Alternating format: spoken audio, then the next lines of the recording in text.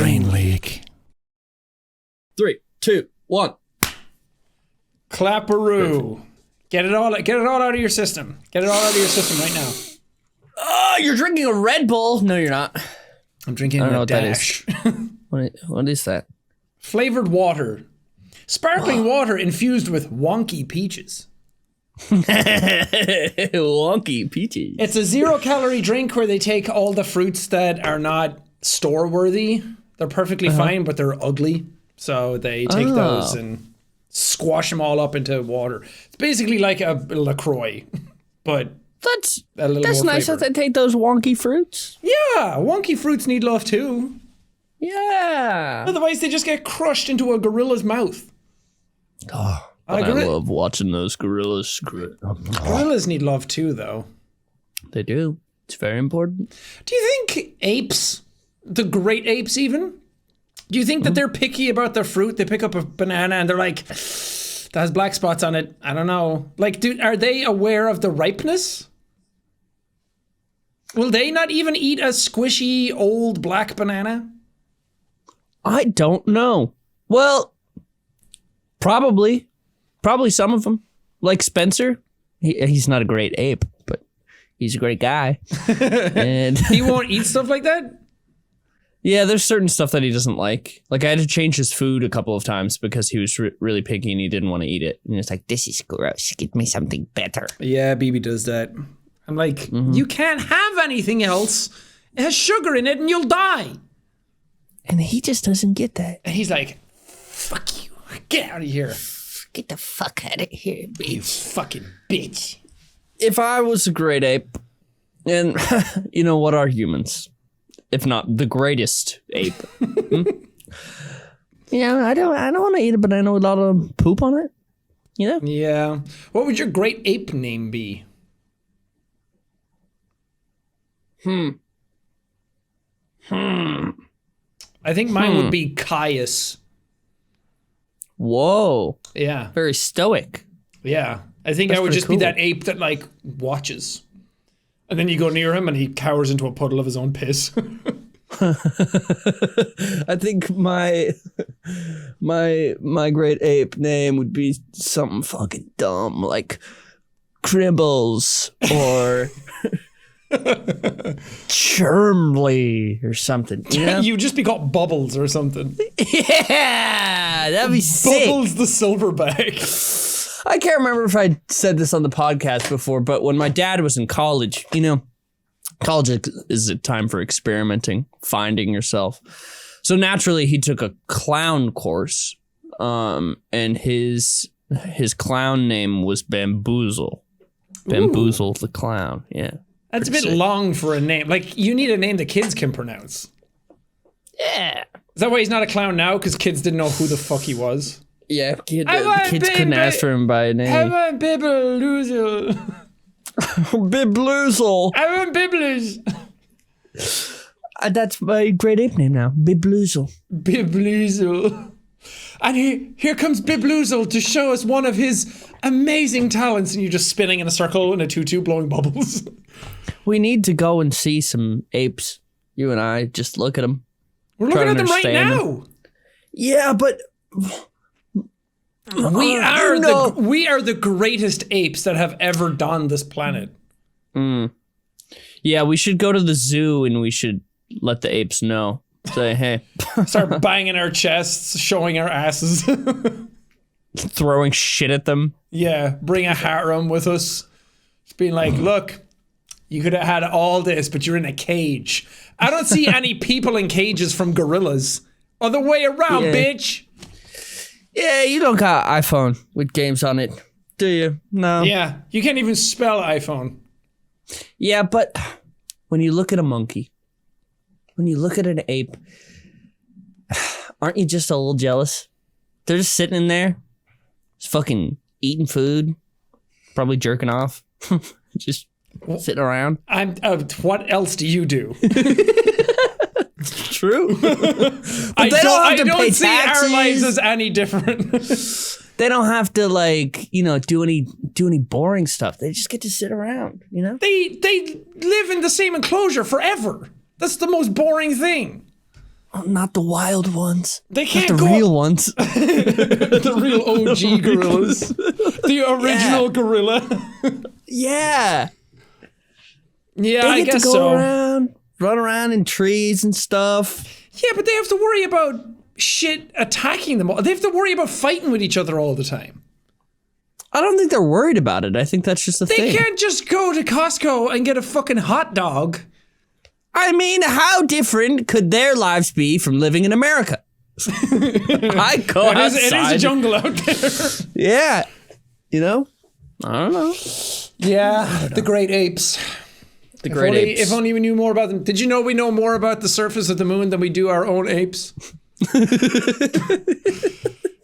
No one knows anything about. There's a species of great ape out there that no one knows. Well, isn't there that Called thing? a hunchback. Isn't there that thing that I don't actually think is true, where it's like we have no idea how strong gorillas are. We have no way to test their strength, We have no which way I of don't think testing. is. I don't think that's true. We could probably approximate. Yeah. It's like a person. It's like fill them full of adrenaline. They're way stronger. True. Like, what if Mike Tyson punch a thing, but he break a machine? Yeah. What if ape lift car? We don't know.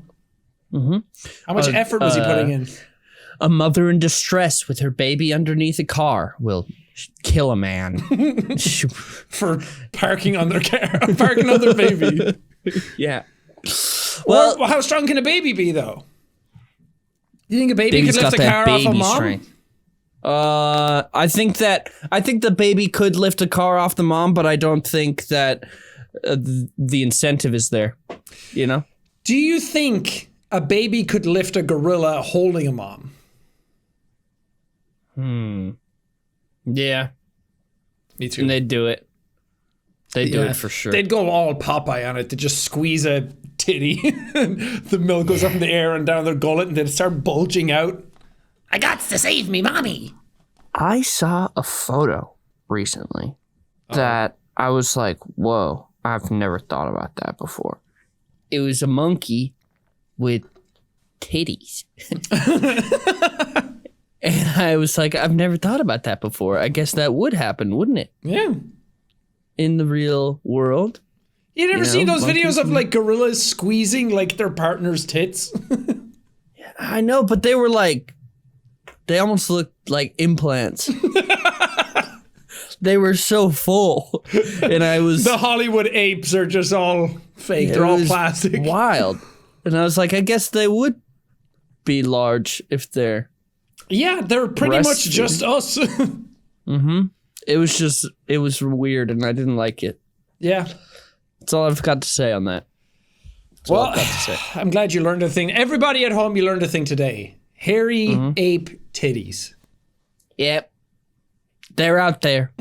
Somewhere. Just like flopping around. UFOs. I mean, how else did you think they fed? Well, I thought that Did you think they had bottles? And then they put their elbow in it? No, I knew that they were feeding from the breast, but I just didn't think that they got full like that. Yeah. I don't know. If I'm honest, I hadn't really thought about monkey titties all that much. Some of them got crazy nipples too. It's like a crazy straw. Oh, they're nuts. Curly fries. Yeah, they're long. Extremely long. Anyway, we're just going to, since no one's here to stop us, we're just going to keep going until we stop ourselves. I'm stopping us. Cutting us off right now. Otherwise, we're just going to keep talking about the great ape titties of the Congo. Great ape titties, baby. Of the Amazon. There was drama this week, Sean, that you are all caught up on and I don't really know that much about. Yeah, I don't know if you'd even classify it as drama. A lot of people were like, the allegations. I'm like, they're not allegations. What are you talking about? It's been a weird thing where it's not drama, but people are freaking out about it. It's really odd. Brain leak. Ethan, are you a smelly little guy? A little stinkeroo, a little stinky buckaroo? It's so damn hot out here in this summer heat, and I'm sweating. I'm perspirating everywhere. Well, if I got something for you, something that's going to take the filth off your body, Mando. And I'm not talking about making men out of dough, out of flour. I'm talking about deodorant. Deodorant? I have whole body deodorant for you, Ethan. Whole body deodorant? Yeah. What do you mean? Pits, packages, grundles, balls, belly buttons, butt cracks, stinky crevices, stomach folds, feet. All I've been around you. All of them reek. You can use it on everything? Yeah, it's created by a doctor. Oh. Whole body deodorant is powerful enough for the toughest body odor, but gentle enough to use everywhere. Aluminium free, baking soda free, cruelty free, dye free, vegan free. Damn. Vegan free. It's vegan, not vegan free. It's vegan. It's made out of meat. You're rubbing a tenderloin on yourself. Damn. Well, listen, do they have any cool little scent? Something that makes me go, not only gets rid of my scent, but gives me a nice one that makes me go, ooh, that's kind of nice. Yeah, they got lots of scents, Ethan. From what I'm reading, they have a Mount Fuji. It's a fresh woodsy smell. They got bourbon, leather, sweet and sophisticated. That's you, baby. Pro sport, clean and citrusy. You're out tennis elbowing around. Smelling fresh as a daisy, baby. Well, I feel like my mind's eye is opening, and it's telling me that new customers can get $5 off of Mando's best-selling starter pack with code BRAIN at shopmando.com. That's shopmado.com. You forgot an N. You can't even. It's written here, and you can't even spell it. You said MADO. Oh, SHOPay. Oh my God. Shop Mando. It's spelled how it sounds. Mando starter pack is perfect for new customers. It comes with a solid stick deodorant, cream tube deodorant, and 2 free products of your choice. And free shipping. That equates to over 40% of your starter pack. Use code BRAIN to get $5 off. I'll try it one more time. shopmando.com. What code? BRAIN. There you go. Brain leak. Yeah, so streamer Sketch, I don't actually know his real name, but he's a streamer that like has been up and coming the last couple of years, and he got really big really quickly. He kind of came out of nowhere. And then as I was going through TikTok, I started seeing like a whole bunch of his TikToks, and then I started seeing like sports people going like, "What's up, brother?" And I was like, "Who is this guy? Where is it? What does he do?" And then I started like being more, I like to be in the know, you know? I like to be an encyclopedia. But he's been doing this thing for a while. He's really popular. He started hanging out with a whole bunch of people. And then yesterday, I wasn't aware that it even happened until he posted something about it himself, which was somebody found that he did OnlyFans before he did streaming. And he did like gay content on OnlyFans, and a lot of people were like, didn't know that about him. So it was like somebody was like forcibly having to make him come out, or like outing him themselves, which I think is really fucked up. Was it blackmail, or did they just leak something? I don't know the instigating factor of why they outed him, but then a bunch of people were reacting to it while I was asleep, and then Sketch, to his own credit, came out immediately and did a stream, was talking about it, and he was like, yeah, that's me. Because a lot of people were doing that creepy thing where they're like, there's a mole in his head, and his cowlick is the same, and he's wearing the same glasses in this picture. And then a lot of people were like, it's him. No, it's not him. And everyone was arguing with each other. And they'd be like, no way he would do that, and kind of picking sides. And then he came out himself and was like, yeah, that's me. I did it a while ago. He said he suffered with addiction for a while. I don't know what form of addiction he had, but he said he did that before, and then he was so worried about this coming out because his, like, no one knows, when you start doing this kind of thing, no one knows if it's going to explode or it's going to like stay like a really long, slow, steady growth. And he just exploded out of nowhere. So then it's like, no one trains you for that kind of exposure and how that works. And so many people like poking into your life like that. And I watched he did like a 9-minute stream, even shorter actually, because the start of it was just like getting ready. But he did a stream, like the State of the Union stream, and he was talking about it. And it really got to me because like I don't really know him. I just saw TikToks of him and thought he was funny and different things like that. And I didn't really like follow his career or anything, but then I saw a bunch of people's reactions to it, a lot of people supporting him, and then I was like, okay, what happened? Let's see what all of this stuff is. And a lot of people in his community and his friend circle came to his defense, which was cool to see. A lot of people that people thought were kind of like homophobic in the past had come out and were now like, no, he's our guy, we're sticking with him. And I think that's a positive out of it, because it's cool to see. I mean, it's awful because I want to talk about his response to it, but it was awful to see what he was going through. But if anything, it was nice to see people kind of having to reconcile with themselves that now you have a friend who you didn't know might be gay or pansexual. I don't know Sketch's orientation. I mean, I don't think either of us really care. But it was nice to see people standing up for it, and a bunch of people in their community being like, no, we can't mess with this. And they were like, no, fuck that. If you don't mess with that, like, he's my friend. And like, they were coming to terms with it as well, trying to figure it out. And then they were like, no, I stand by him. If you don't stand by that, then fuck you, basically. And I think that that's pretty cool. But his response to it was, he said he had an addiction problem in the past. He was using that to kind of like get through it. And then he said he fucked up and he wasn't going to do it again, which I thought he didn't need to apologize for. Like, you can do whatever you want. You're a grown ass man. Oh, he was apologizing for the OnlyFans stuff and not for. It was like, unsure what he was apologizing stuff for, but it kind of felt like the internet came down hard on him. And obviously, if you get outed before you're able to explain yourself, then a lot of people are going to be shitheads about it. Yeah. And he said that if it ever came out, his plan was to bite something like that, and he like cut himself off. But he said he was going to, basically, he was like, I was going to quit all of this, and like that was going to be the end of him. Basically, I'm trying to be sensitive about the wording of it, but like I was watching that and it legit made me tear up and get emotional about it, because it's so sad to think that something could get that far, where it's something in your past. He didn't hurt anybody. It's nobody's business. Like, if you want to do gay OnlyFans, do gay OnlyFans. I don't think most people give a shit.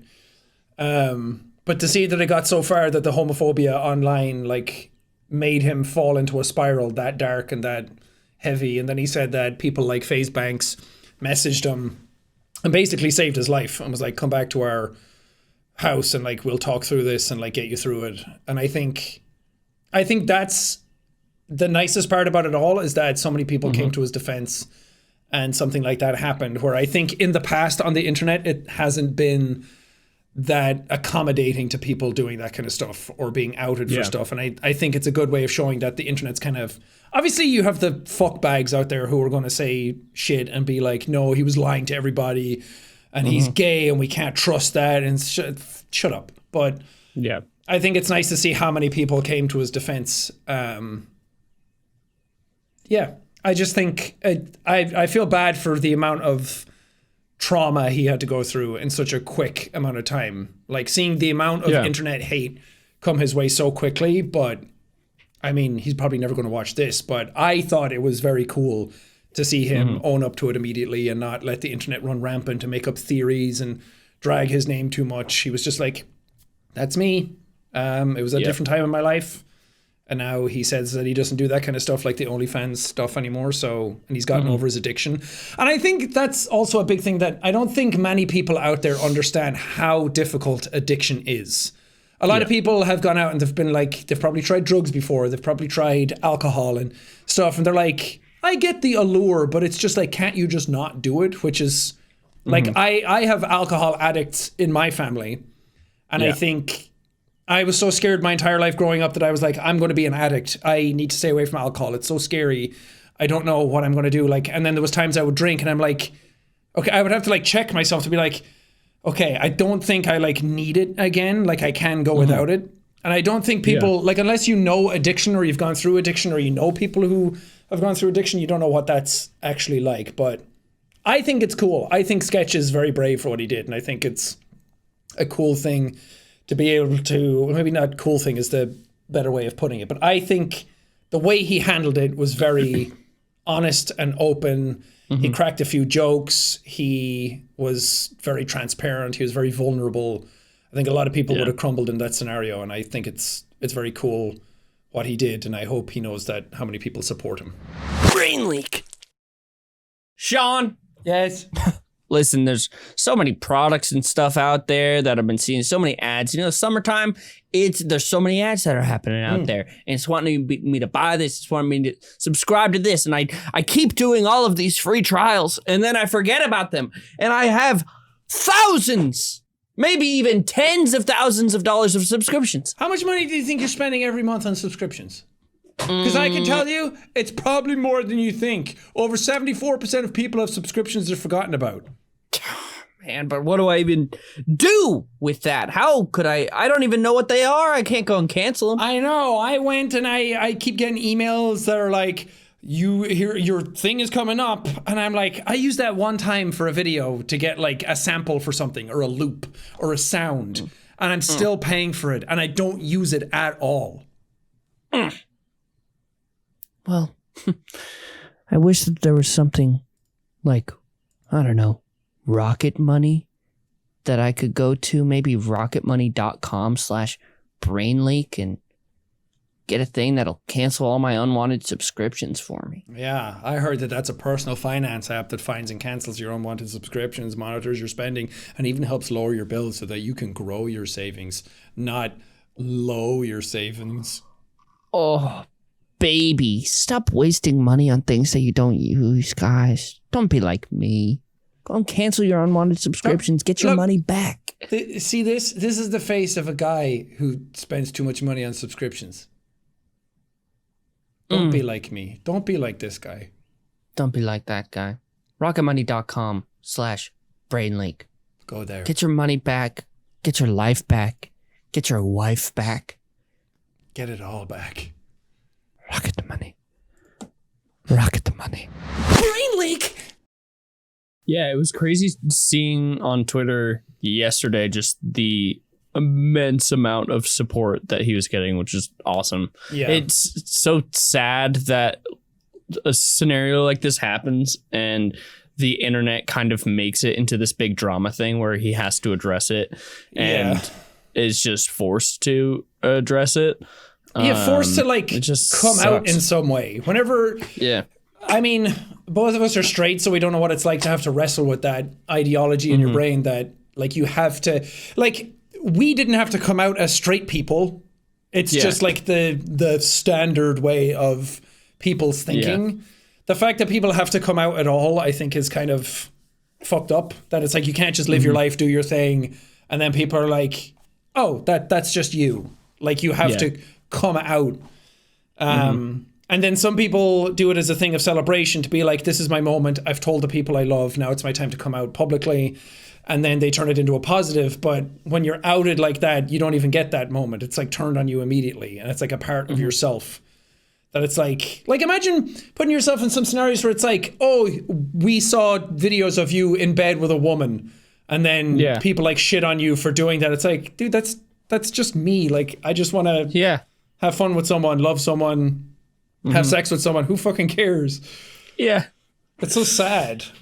Yeah, it's really sad. And it sucks seeing hate on that too, where I don't remember, I haven't heard of the streamer before, but there was one streamer in particular that everybody's shit talking right now who is just talking a lot of shit about Sketch in the situation. I don't know who the streamer is. I can't remember.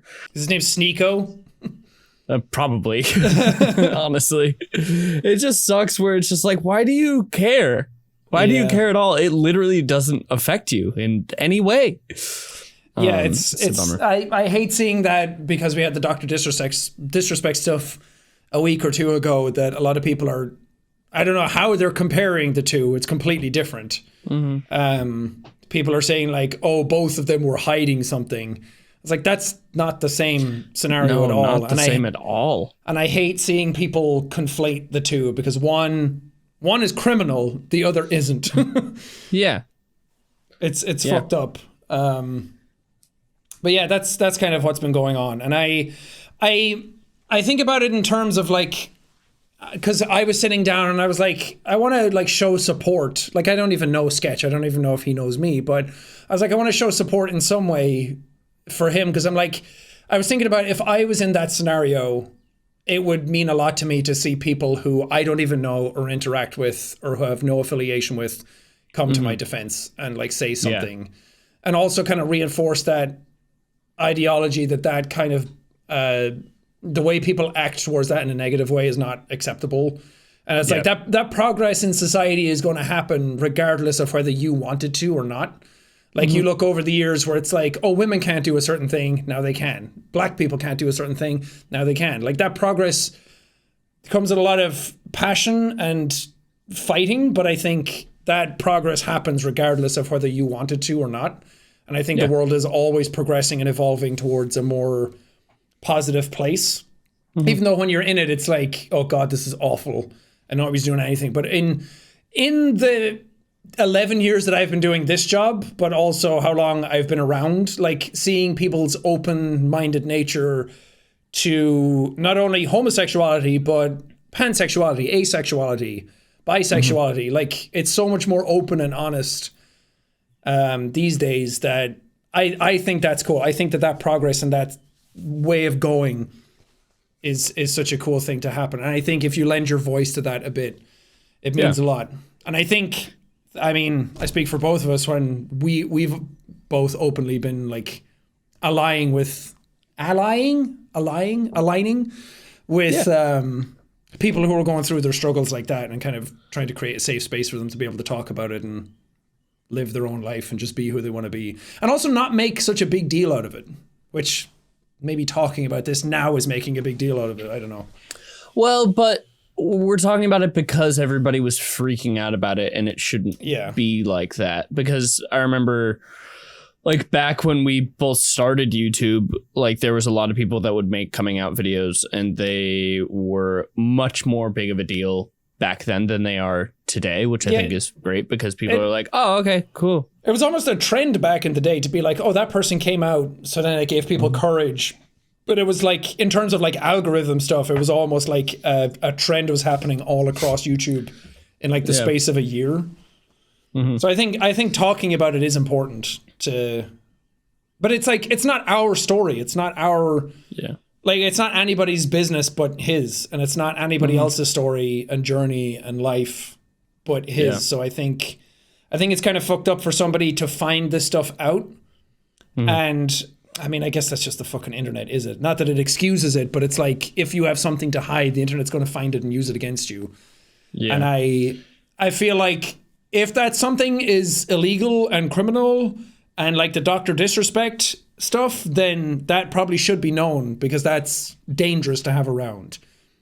But if someone is not aligned sexually the way you are, and you're like, this pisses me off, I'm going to out this person, then you're the problem, not them. It's refreshing to see people on Twitter that I would not expect to be like supportive in that way, be supportive like FaZe Banks. I've never met FaZe Banks, but just, you know, his persona that he puts out there doesn't seem like the kind of person he seems kind of more of like a Nick Merckx Sneeko type. Everyone's kind of like giving him shit over the years. Again, I've never met him. I don't know him at all. I haven't either. But yeah, a lot of people give him shit for like falling into a certain stereotype. Maybe because he's aggressive or the way he looks or something. But it is nice that like Sketch himself said that if Banks hadn't like messaged him, or if he had gone home to his house on his own, he probably wouldn't be sitting there talking about it right now. And I think that that's so fucked up that the internet can get to you so much in that scenario that that's where your head goes. But I'm glad that some like people were there for him. I'm glad to see the amount of outpouring of support. Hopefully he gets a whole brand new audience out of this that are more caring and open. And I hope it's a weight off his shoulders, at least. Because he said that he was he said he was hiding it for so long that he was so paranoid. Like every time he did something, it was kind of like holding him back and making him scared that somebody was going to find it. And now, now that they have, and you can just live the life that you want and be open and honest. And it's also very revealing, like who is trustworthy in your circle when that kind of stuff happens. But yeah, anybody else out there struggling with their identity like that, I think it's perfectly normal. But I think you'll always have support. I think there's always way more positive people than there are negative. Yeah, I think that it's nice to see so much support, and nice to see, nice to see is not really the best term, but, he thought that, this was going to end everything for him, and he was going to have nobody, but then he saw that, like, his friends were there, and then the internet was there to back him up and be like, no, we support you. Everybody loves you. Yeah. Which is fantastic. And seeing his response to it, I have huge respect for him now. I think he responded better in that scenario than most people would have. Yeah. Because that's an immense amount of pressure. So I don't know how I would deal with that. Well, it also sucks that it's like pressure put on you, that it's not even something that, like, sure, he feels like he was hiding it the whole time, and that's a shit ton of pressure to be under, and kind of like you can't be yourself ever. But for somebody else to find it out and then just like throw that at you and then be like, balls in your court now, do whatever you want. Yep. It's really messed up. So don't fucking do that. Yeah.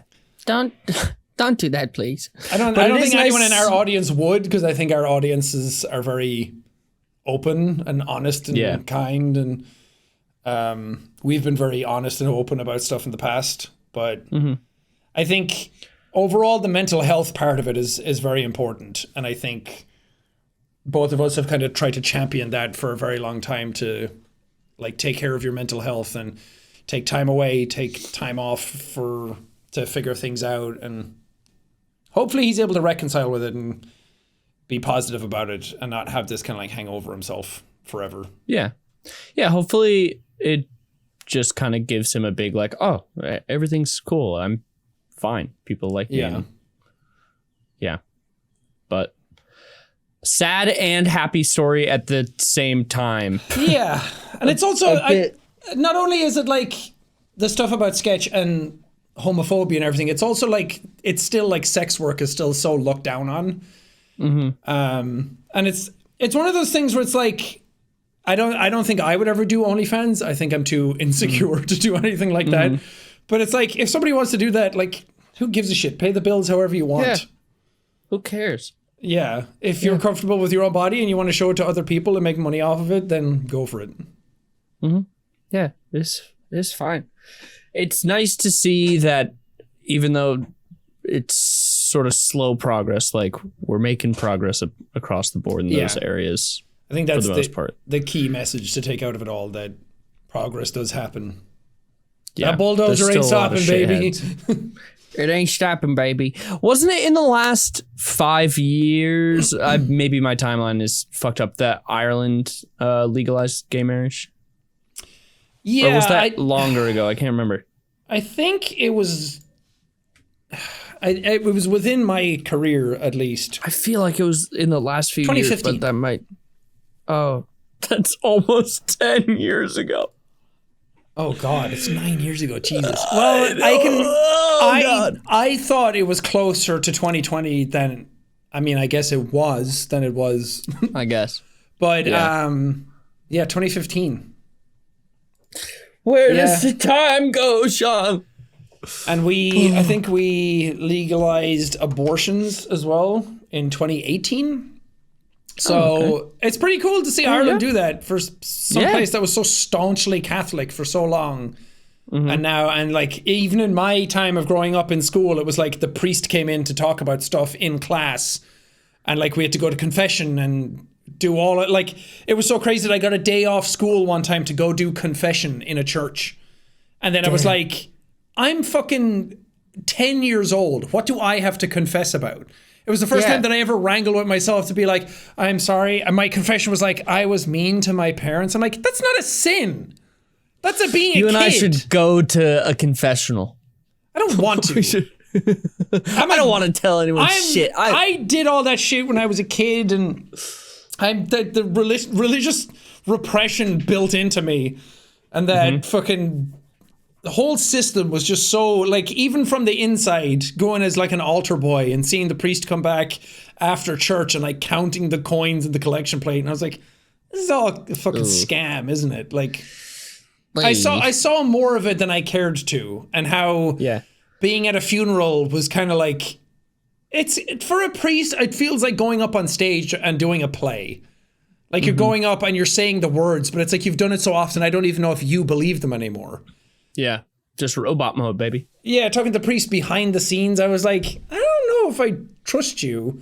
And then, of course, there was all the stuff in Ireland, well, everywhere, but Ireland had a big thing about, like, molestation of kids from priests and altar boys having to go through that. And there's a really good movie, I don't know if it's a good movie, but Song for a Raggy Boy was a movie that I watched when I was a kid that, like, really opened my eyes to a lot of that stuff. And then my ex-girlfriend, when I was in college, when I was like 18, she went to a college in Limerick that was on an old convent where I think they found like a mass grave of babies. So it's like, oh, abortion's bad in the eyes of God, but if we just kill them and bury them in our backyard, then that's fine.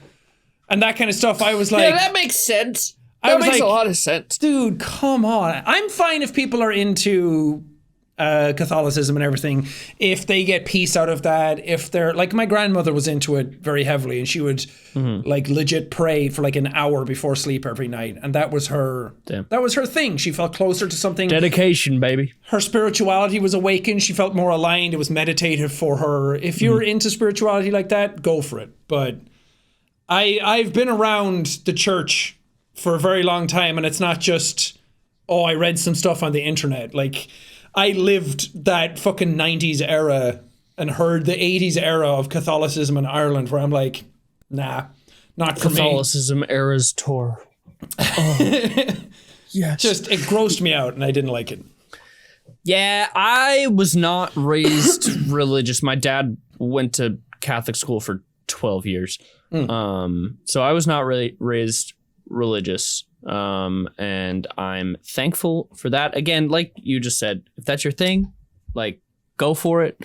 Hey, not hurting anyone. But I personally don't think religion is it's not for me. Yeah, I think it's bad when you're the person on the street. I see it a lot at the Galleria in Glendale, where it's like people standing outside. Well, I guess they're not the bad ones because they're just standing there with like pamphlets being like, hey, do you want to learn more? But the ones that are like demonizing people walking the streets, saying they're sinning every day of their life just by being. Yeah. I'm like, oh, I'm sorry. I like alcohol. I like jerking off. Oh. It's so fucked up. I saw going through Brighton one time next to the shopping centre. There was like a Scientology table, and I was like, Scientology's in. I get it in LA because you guys have the fucking giant complex that looks like, I don't know what it looks like. It looks like something from a video game. It's fucking. It looks like I'm gonna fight a Scientology boss in a FromSoft game. Yeah.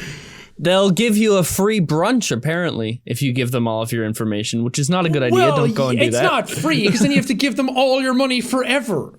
But the eggs are just delicious. Also, L. Ron Hubbard sounds like a FromSoft boss. Have you heard his song called Wind Splitter? No. Hold on, I'll pull it up for you real quick. This is a song that he made. I didn't know he made music. I just thought he made bad sci-fi. Which I guess it can't be that bad if people are like joining it and believing it. It's been scrubbed from the internet. You can't find it anymore. I know. Dude, David Miscavige is coming straight to your house after you post about this. I don't know if this is... Is this going to be one of those things that it's AI now? No. So this was posted 14 years ago. Oh, wow.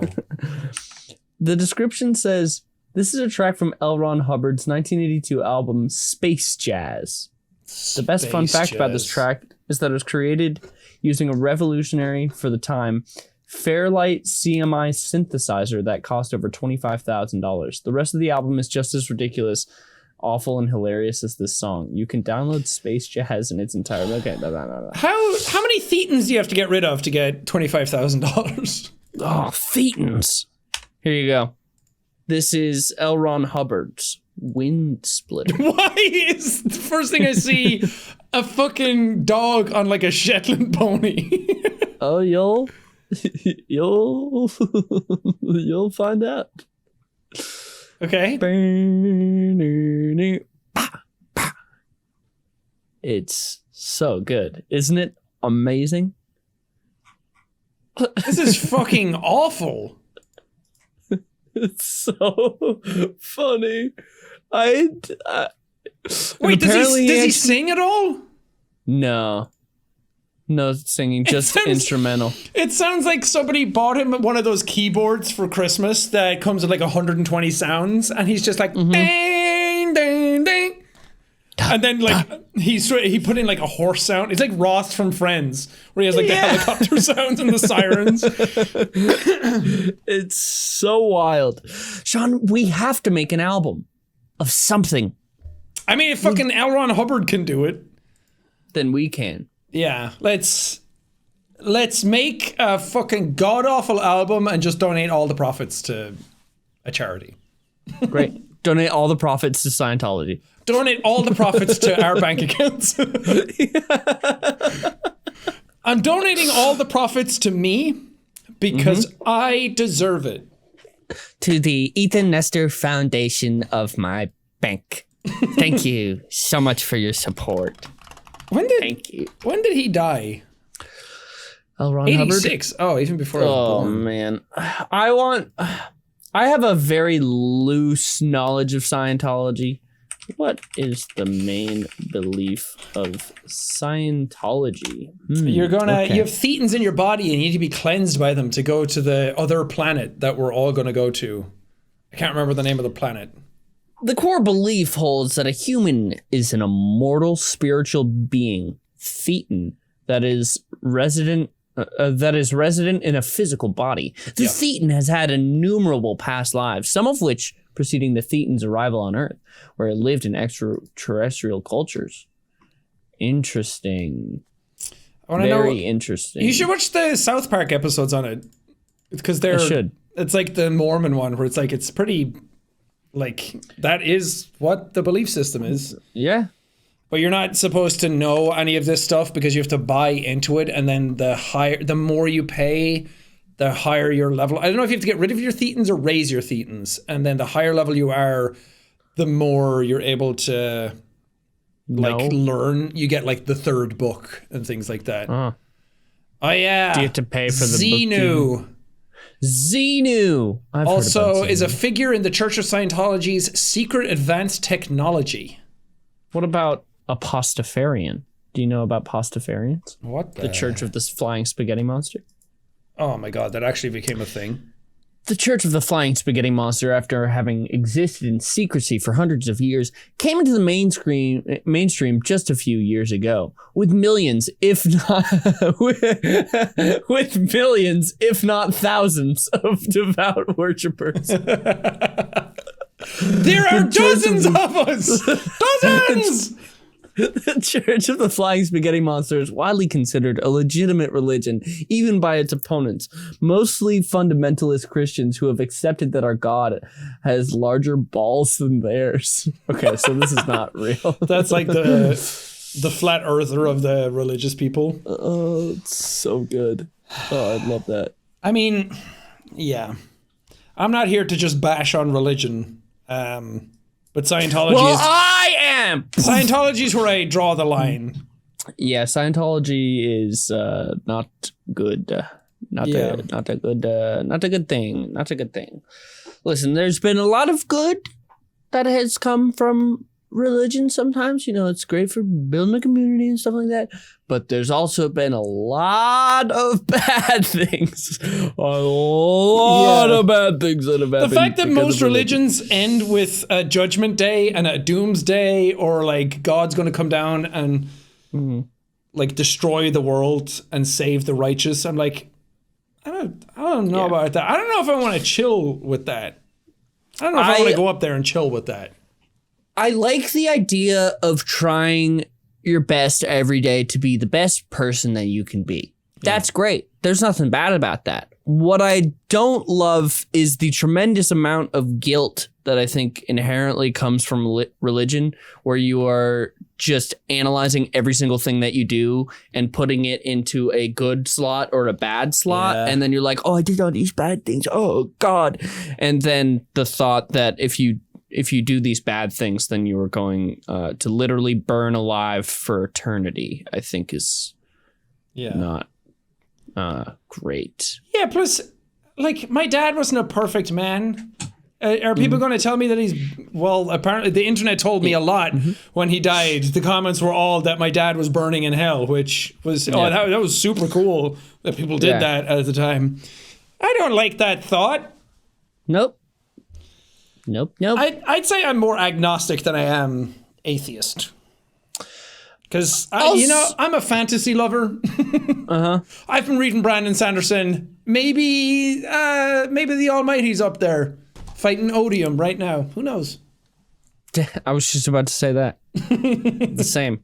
What is his book called? Fireboy and the Champion of the East.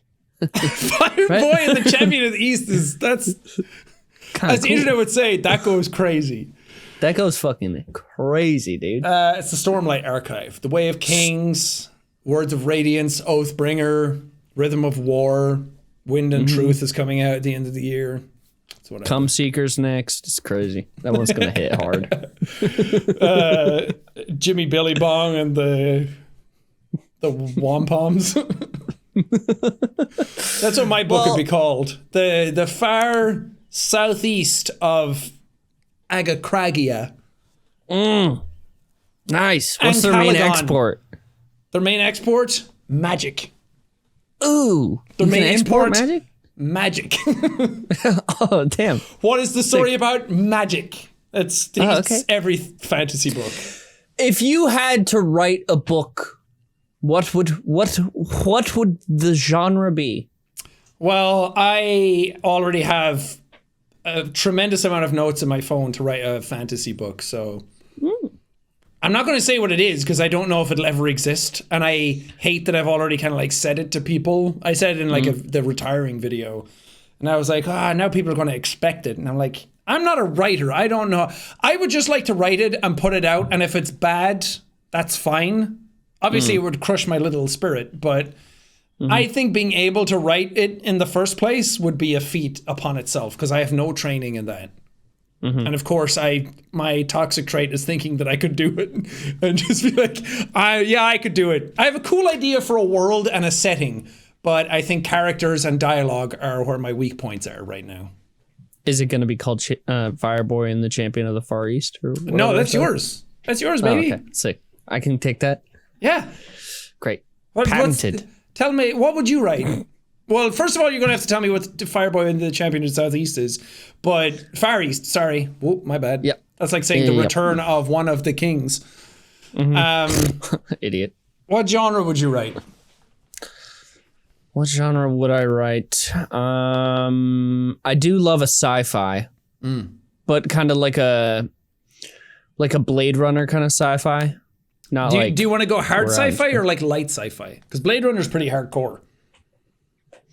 Well, at least the book it's based on is. I think I would probably go like harder core. I think. I don't want to write a sci-fi that's like, oh, we're in space and we're doing blah blah blah. I want like something where it's gritty just and a regular book, but now we're in space and Now we're in everything has space, a weird yeah. name. yeah. I don't know. I also like mysteries and stuff and horror. I think I have to learn how to read first, and then I can figure that out. Yeah, Kindle, baby, saved my life. Kindle. Oh, it did I save did my buy life. a Kindle. Haven't I used it. I read like Dune physical, and I was trying to read it in bed, and my God, trying to read a book in bed is the most obnoxious thing, a physical book, because it's like, oh, fucking jeez. And your hands are blocking words, and your fucking hand cramps up and trying to keep the thing open, and it's like, you have to bend the spine of the book to get to it, but it's just fucking annoying. But I started reading on my Kindle a while back, and at first I was like, oh, now I can see, because I'm one of those people that reads and it's pure ADHD, where I'm like, I have to know that the chapter is short enough to get through. I can't sit and read. Evelyn can do it, where if she's into it, she'll sit and read like 6 to 8 hours. And I think that's so cool, because I can do that with games and movies and TV shows. But when it comes to a book, at some point I start getting like a little stir crazy. I start getting a little like, okay, I've done it. I need to like break. And my brain needs a fucking relaxation period. But the Kindle helped me, because now I can like show the percentage of the book, which for a Brandon Sanderson book is my own worst nightmare, because it's like, I read 4 chapters, I went up 1%. But it's nice to be able to see how much time is left in the chapter that's done. So it's like, it's a 30-minute chapter, 60-minute chapter. It's like, oh, that's 30 minutes, 16 minutes. Like, I can spare that. Yeah. I have a request from the audience for the next episode. One request goes off of what we're talking about right now, which is, I do want to read more books, but I don't know what I want to read, and everybody has different tastes. But recommend some of your favorite books, because it's really hard for me to read if I'm not like, this is great. I'd recommend, honestly, some young adult stuff. It gets a bad rap because it's not. When I was trying to like, I always liked the idea of reading, but I was like, I'll try some of the classics, and I tried like The Hungry Caterpillar, Rainbow Fish, those classics. I tried stuff that, because I'm into like video games and like vistas and horror and sci-fi and stuff, but a lot of the sci-fi stuff out there is really intense and it's hard to read. For some reason, Dune just clicked with me. I don't know what it was, but other stuff, I'm like, I can't read like a Moby Dick. I can't read like Felix gifted me The Blood Meridian by Cormac McCarthy. He's the guy who wrote The Road and No Country for Old Men. And I started it and I was like, it's a gift. It's not that long. I want to try it. I'm not even that far in. I'd say I got like 15 to 20% in. And I messaged Felix and I was like, I just can't get into it. And he was like, yeah, same. He was reading it at the same time. And it was such a fun, lovely gesture to read something at the same time. And then he said he got really back into it, and then by the end he loved it, and he like, now he brings it up very often. He can't stop thinking about it. He's like, dude, just push through, it gets really good. And I'm like, I just don't think that writing style fits me. And a lot of people want to read because they want to appear intellectual, which I realized that's why I wanted to read. I wanted to read like the classics and have something to say, and people who use really nice language and learn words and see how like perfect English, like people who have a great command of the language write. But I'm like, if that was the case, I'd read like fucking James Joyce and shit like that. But I'm like, that's not what my brain wants. My brain wants fun Brandon Sanderson fantasy where it's like, it's basically like anime video game. It has good characters, but it's not like getting down in the weeds of literature. And I think that that's fine. And once I broke out of that, and I'm like, oh, I don't think Brandon Sanderson counts as young adult, but so another book that Evelyn keeps recommending to me is Sabriel, written by Garth Nix, which is another fantasy about like bells that have magic, and the tones have like a different thing. It's all about necromancy. And I want to read that afterwards because I think I would really like it. But I read a couple of chapters of that, and I was like 15% of the way through the book. And I was like, yeah, this is nice. Sometimes it's nice to like... Nice little speedy read. Yeah. You watch The Godfather, but then it's like, yeah, but I also want to watch like Dumb and Dumber. Like, I'm not going to watch just Citizen Kane, and I'm not going to read like Flowers for Algernon and things like that. Like, that's not my speed. I don't care. Yeah, it's kind of hard to get into a book too sometimes, where I'm like, man, okay, even if I'm super into this book, it's 800 pages, so it's going to be a lot, and I don't know. I think that's why the Kindle helped me, because I read Way of Kings, his first Stormlight archive, and I was like, okay, that took me a while. It was like Well, it was like 2.5 weeks for that one. It's taken me like 2 to 3 months to get through the rest of them. But it's like, I finished it then and I was like, that was nice. I read like a chapter a night and I got through it. And then I went into the store and the book was like this big. And I was like, holy fuck, I read that? Holy shit, that's cool. That's sick as fuck, dude. But just leave us. Read what you want to read. Don't read what people think you should be reading. Don't go to Goodreads and read what people are saying there, because it's. I think Goodreads is kind of obnoxious. Yeah, but leave some book recommendations below in the comments. What are you into? I think a good thriller, like a short or a short horror book. Yeah, I like. What are you into? What do you want to read? I don't know, and that's the thing, because I haven't read a fucking book in such a long time, because it's different than being like, oh, here's the kind of movies that I'm into, because movies are so visual. So I don't know. The thing that I don't know, man. The thing I realized I like in books is dialogue. When characters are like, they walk into a place, they describe what it looks like. I'm like, he walked into a castle, and I'm like, I already just made up the castle in my brain, and you're writing about it and what it looks like and where every little thing is. Like, I'm not really picking up on that because I've already decided in my fucking monkey brain that it looks like this. So I like move on. In your great ape brain. So I kind of zone out. But when characters start talking to each other, that like hooks me in. I'm like, I'm zoned in then. I really pay attention to what's going on then. Mm-hmm. I don't know. Yeah. Maybe you're the same. I feel like you have the same brain as me, so...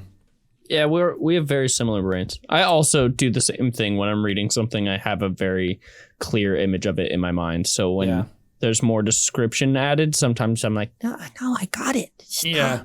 He went to a thing. I'm like, well, that just looks, to me, that's just Dark Souls. So he's running around Dark Souls now. Yeah, he's running around up there. So it's great for the people who are into it, who do like more detail and can really place everything. But everybody reads a different thing for a different reason. And it's also one of those things that everybody who reads a book zones out. Everybody who's reading zones out and then has to double back and read what they just read. It takes, usually when I get into reading, it takes me like 1 or 2 pages where I'm like, okay, now I'm in the groove and now I'm paying attention. And sometimes it's like, sometimes a chapter is like, has nothing to it. It's like, this chapter was to show that somebody is compassionate. So it's like, sometimes I skim chapters and I think that that's fine as well. Just read whatever the fuck you want. People are so, it's the same with playing Elden Ring. People are like, you have to play it this way. You have to do this. If you don't do it this way, you're not experiencing it. It's like, it's the same with reading. Like, some people are now at home being like, Sean, you shouldn't skim chapters like that. You should, I don't care. I'm getting through books. I'm picking up in the story. I know what it's about. I'm doing it my way. Yeah. I've been loving Elden Ring right now. And I'm just taking it at my own pace, baby. And I'm taking it so damn slow. But it's so nice. Yeah. And I really like it. And it's been great. Me and Double Bonk got through that whole game together. And people are like, people who finish with summons are not real gamers. And I'm like, for sure it makes it easier. But I was doing a Let's Play. I just wanted to experience the story and get through it and not have a whole episode be like 4 hours of me trying something, of me recording for 4 hours. I was like... I have time for like 2.5 hours for this. I'm getting through it. And it was just cool to see me and my homie, a visual implication of myself going out there, bald Fade Routha from Dune, fighting someone else, giving him the last hit. It's fucking sweet. And in Play my mind, and do things how you want. By the end, I was like, you know what? Double Bonk was you guys at home. He was the personification of you guys helping me through the game. And as cheesy and weird as that is, I felt it. Damn. I don't Shout care. out Double Bonk. I can go back and play the fucking game harder if I want.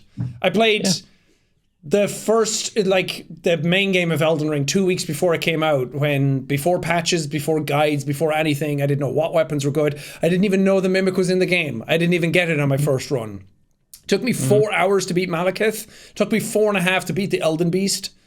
And now it's like everyone knows everything. Everyone knows that, like, when I played the game, arcane scaling didn't work. Anything that scaled on arcane didn't work. The scaling was broken. Then they patched it. Everyone found Rivers of Blood and beat the game that way. I'm like, I beat it with the gold ornamentation swords that were fucking terrible. It's like, I don't need to prove myself to anybody. I did it in my own time. Yeah. I'm so proud of you. The internet sucks. They want to put you in a box, man. They want to put you in a box and shake you around and tell you how you're supposed to live your life. No one cares. No I'm a one, little sphere. no one thinks about you as much as you yourself think about yourself. So just go out and live your life. You know? That's true. I think that's all that's my vibe for this year, is that I'm just trying to do what I want to do, because I'm such a people pleaser that the internet gets into my head way too easily. So I'm like, I don't want that. I want to live my life. I want to enjoy myself. I want to like myself. I feel like if I listen to the internet too much, I won't like myself. Mm-hmm. Yeah. Live your life. Anyway. Live large, in charge. Mm-hmm. For the next episode, though, I have a proposal for the audience. Okay. How many of you can fit your fist in your mouth? I'm not even close. I don't know how. I can't even open my teeth can't even get around my knuckles. No. That's going to give me because our lockjaw. hands are so big and beefy. Yeah, I could crush a fucking watermelon with these bad boys. Damn. But my request for next episode is I want to read some scary stories. Ooh. From the audience themselves. So if y'all got any cool little ghost stories that have happened to you. But don't make them like 15 pages, because we're not going to read that. And we need to, I want to get through, I want to like embrace a lot of the audience. I don't want to have like 2 audience members and go over that. Yeah. Do shorter and concise. Yeah. Single page horror stories. Mm-hmm. Yeah. That's a challenge. Short story. Do free work for us. Yeah. Please. Thank you so much. Give us some content. Well, we give you so much. We give you so many fart and poop jokes. So many fart and poop jokes, and they're so funny. We bring you the news. We say funny jokes to each other. We let you into our circle. Now do something for us. Anyway. Well, everyone, thank you so much for listening. Hope you're having a grand old day. Live, laugh, love. Live, laugh, leak. Or don't. No one cares. No one gives a shit. No one fucking cares. Word of the day. No one Phrase of the cares. No one, PMA, no one cares. Everyone just shut the fuck up. Everyone just shut the fuck up. Do your thing. Have fun. Don't hurt anybody. Love yourself and others. But also just shut the fuck up. Also, shut the fuck up and no one cares. Yeah, that's the lesson. Be yourself, but no one cares if you are or not. End it. Cut it off. Brainly.